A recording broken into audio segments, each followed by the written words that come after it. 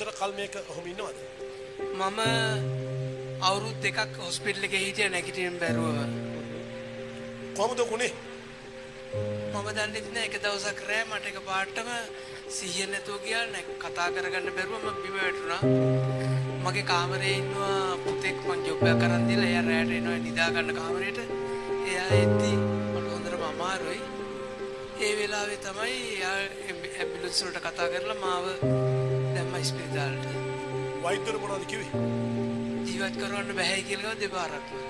නමුත් කාමරේ එක්කෙනා කවුද? එයාගේ අම්මා මීගම්මේ සුයිනීතා මාලනී එයා තිල්ලෝය ගෙනත් තිබුණා ලංකාවෙන් ගෙනාව තිල්ලෝය.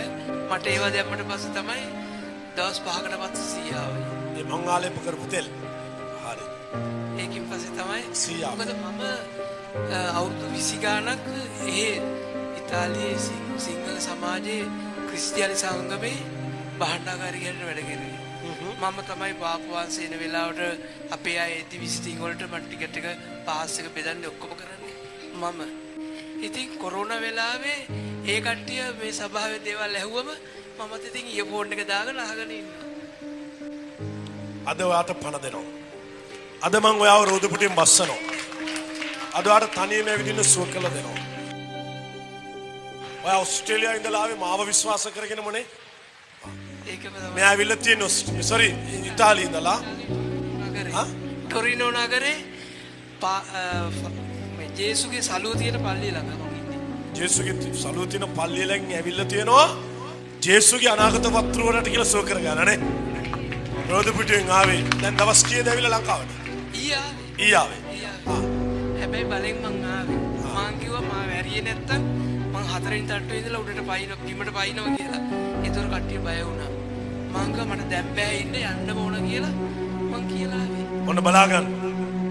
ලෝකෙම බලාගෙන සිටිරි මම මේ අద్భుත හාස්කම ඔබට කරලා පෙන්නනවා. මං ඔහුට ඉනෙන් පාලයට පණ දෙනවා. ඔහු කොරෝනා කාලෙදී තමයි ඔහුට මේක හැදුනේ. ඔහු මැරුණා කියලා තමයි කට්ටිය කිව්වේ. මෙහෙන් ආපු කෙනෙක් මං ආලේප කරපු තෙල් අරන් ගිහලා ඔහුට ආලේප කරාම ඔහුට සිහිය ආවා. එතනින් පස්සේ ඔහුට ඇවිද ගන්න බැරි වුණා. ඔහු ප්‍රතිකාර කළා නමුත් පළක් නැහැ. ඊට පස්සේ ඔහු කිව්වලු මම පැනලා මැරෙනවා මාව ලංකාවට යවෙන්නේ නැත්තම් කියලා. ඊයේ ලංකාවට ඉතාලි ගුවන් යානයෙන් ආවා. ඇවිල්ලා ඊයේ මෙතෙන්ට තමයි ආවේ. මෙතෙන්ට රෝදපුටුව තල්ලු කරගෙන ආවා. මං ඔහුට මේක හොස්පිටල් එකට දෙන්න ගෙනා. නැත්තම් ගේන්නේ. එයා දැන් මේ රෝදපුටුව ගෙනල්ලා තියන්නේ හොඳ වුණාම හොස්පිටල් එකට දෙන්න. ඔයාට ඔක අදම දෙන්න වෙනවා. මම මෙයාව දැන් ඉනෙන් පල්ලයට පණ අරන් දීලා ඇවිදලා පෙන්නනවා. ලෝකෙම බලාගෙන සිටින්. මේ තියෙන්නේ මේ පළපුව මේව පළලා ඔක්කොම දෙන්න කම්ම. මේ කකුලත් එහෙම මේ කකුලේ මේ විනුබේ තාම තුවාලේ හොඳ නැහැ. ඒක තමයි තියෙන්නේ. අමාරුවට තියෙන්නේ. නියපොතු දෙන සවුත් උනා එකපාරට මම එන්න තීරණය කරපු වෙලාවේ. ඒකත් උනා. ඉතින් මම තීරණය කරුවා නෑ යන්න ඕන පාසලකට කියලා. තීරණය කරා යන්න ඕනේ කියලා. ඔයාට හොඳටම විශ්වාසයිද මම ඔයාව සුව කරයි කියලා? මට විශ්වාසයි. ඇයි ඔයාට විශ්වාස මම ඔයාව සුව කරයි කියලා? මාව ඒ වෙලාවේ තෙල් දවස් 2යි දැම්මේ. මම දවස් 6ක් සී නැතුව හිටියා. මාව අයින් කෙරුවා. මාව ජීවත් කරන්න බෑ කියලා දොස්තර ඇවිල්ලා කිව්වා. ඒ කිව්වට පස්සේ මට අර එයා ගෙනල්ලා අක්කලා ඔළුව තෙල් දාලා තියෙනවා. මම දන්නේ දෙවනි දවසේ මං ඉතින් ඇස්සරලා තිබුණා. ඒ වුණාට මම ඔයාලට දෙයක් කියන්නද? මිනිස්සු මට මේ තෙල් ආලේප කරනවා කියලා අපහාස කරනවා. ඒවට මම ඔක්කොම මං Facebook එකේ ඔක්කොම දාලා තියෙනවා. පාස්ටර්ගේ අම්මා හොස්පිටල් එකේ වෙලා මම ෂෙයා කරලා දෙන ඔක්කොම. අම්මගේ ලේකෙට ඔක්කොම දිය කරා. එයා හෙට එනවා. හෙටවිල මේ වේදිකාවේ සාක්ෂිය දෙනවා. මම ඔන්න බලන්න. ඉතාලියට පණ දෙන්න බැරි ලෝකේ වෛද්‍යවරුන්ට ලෙඩේ හොයාගන්න බැරි මේ කෙනා මං ඇවිද්දන්න යන්නේ. ඇද හිලෙන් ඉන්න අදහස්කමක් දකිනවා ජේසුව අදහන්න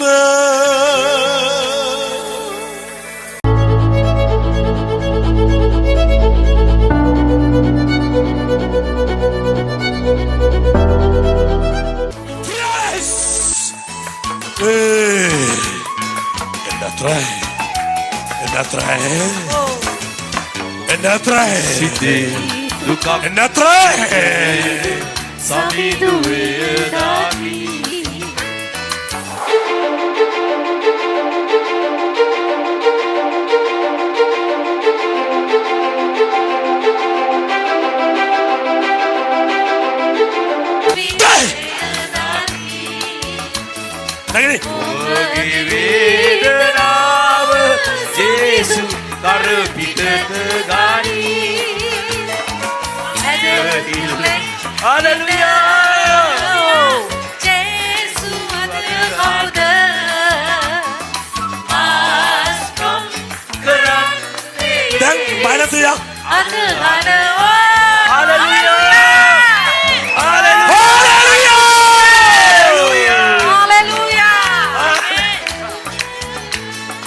Thank you, Lord. Hallelujah 예수의 발에 Amen. 브라질로 나타났었나냐 Hallelujah. 아빠리가나 갸가나 Hallelujah. 예수 රෝධ පුටුවෙන්. මේ රෝධ පුටුවෙන් මේ ක්ලචස්සකෙන් ජීවිතය බාර දුන්නු ඒ සහෝදරයා ඊයේ එයාපෝට් එකෙන් ආවේ 4 වෙනි තට්ටුවෙන් පැනලා මැරෙනවා කිව්වා ඉතාලියේදී අනාගත වතුර වරගාවට යන්න දුන්නේ නැත්තම් අද යේසු කොච්චර ආපත් බලවත්යක් කළාද ඉතින් ඔබ ඇදහිල්ලෙන් ඉන්න ඉතින් ඔබ විශ්වාසයෙන් ඉන්න මේවා තමයි ෂෙයා කරන්න ඕනේ මේවා තමයි ඔබේ Facebook වල දාන්න ඕනේ මේවා තමයි ඔබේ YouTube වල දාන්න ඕනේ මේ හිස් පුටු ජීවිතය පුටුවට බාර දුන්නු ඔහු අද තනියම ඇවිදන් එනවා ඔන්න බලන්න තව ටිකකින් මම ඔහුව දුවන්න සලස්සනවා Amen. යේසු කොහමද යාට මයික් ගලන්න දැන් කොහමද හොඳයි ලෝකෙට වැහෙන්න කියන්න යේසු කළ දේ මට දැන් හොඳයි හොඳයි Amen. හලෙලුයා මට හරි සතුටුයි දැන් ඔයා නගින්න බලන්න වේදිකාවට වව්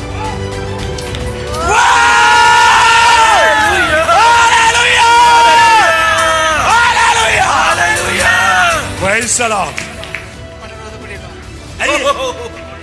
ඇයි එපා මං ගෙනාවේ දෙයිලා යන්න විශ්වවිද්‍යාලයට මට ඕන නැහැ ආවේ රෝද පුටුවෙන් මෙයා මැරුණා කියලා ඉතාලියේ දාලා තිබ්බේ එයා රෝද පුටුව ඊයේ මට කිව්වා මාව සුව කළොත් මම මේ රෝද පුටුව ඉස්පිරිතාලයට දෙනවා කියලා දැන් ඔයා කියනවා මට මේ දෙකෙන් එකක්වත් එපා Amen.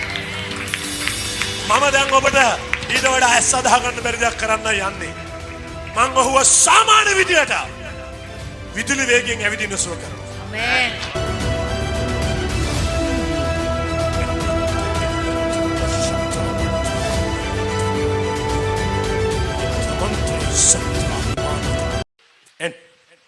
ඔයා මේ හදියා බලන් ඉඳලා කියන්න මෙයා ඔයාගේ වගේ සාමාන්‍ය මට්ටමට ඇවිල්ලාද නැද්ද කියලා. පයි.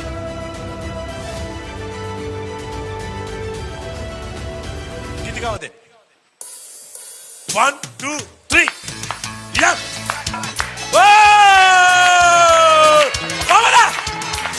කොහමද? යේසුගේ බලය. Hallelujah. Breathe in.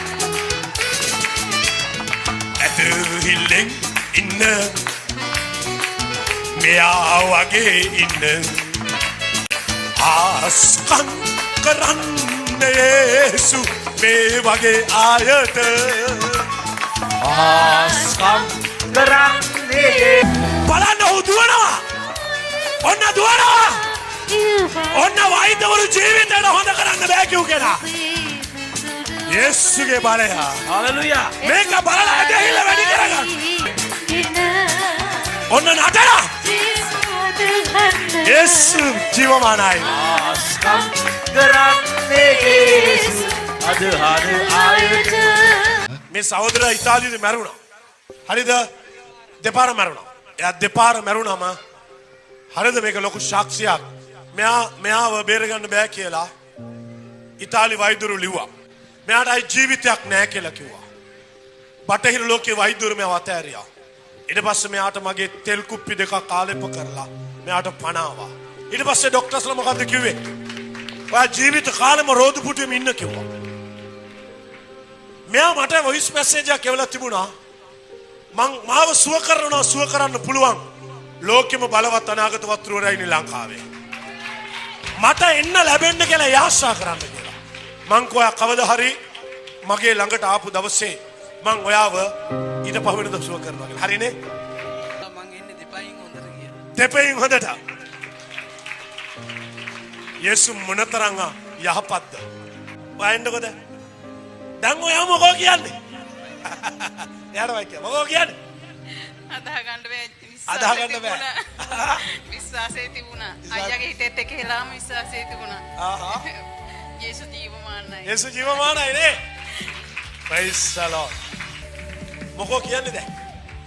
ආ? සතුටුයි ඇත්තටම. සතුටුයි. අදහගන්න බෑ. මොකද දැන් වට හිතෙන්නේ? සන්තෝසයි. සන්තෝෂයි. ඔබ ජීවමාන දෙවියෙක් තමයි.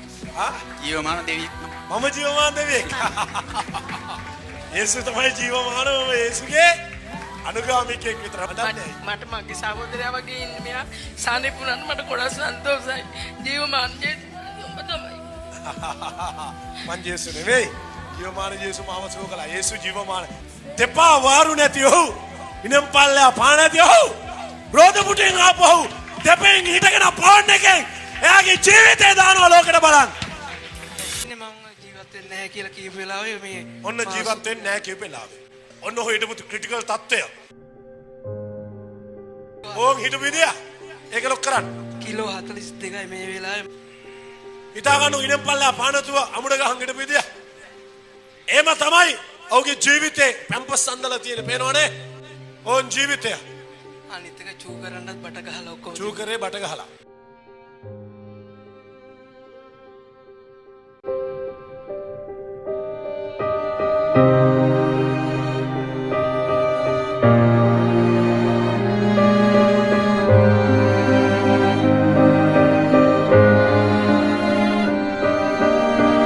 මේ ඇගේ කපපු නැති තැනක් නැහැ. වෙන්න මොකද පොඩ්ඩක්. වෙන්න. ආ. උස. මේ කපලා කොටලා දෙකට බෙදලා. මෙහෙම ලෙඩක් අද තප්පර ගානකින් ඉනම් පල්ලයට පනාව කිව්වම ඒක මැජික් වගේ නෙමෙයිද? Hallelujah.